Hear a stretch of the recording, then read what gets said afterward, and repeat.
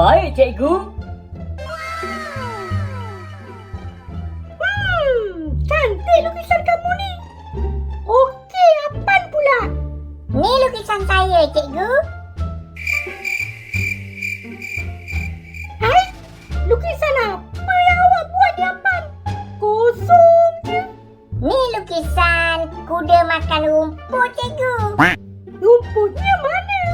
Rumput dah habis dimakan kuda lah, cikgu. Habis tu, kudanya mana? Kuda tu dah pergilah, cikgu. Kan rumput dah habis. Buat apa lagi kuda tu kat situ?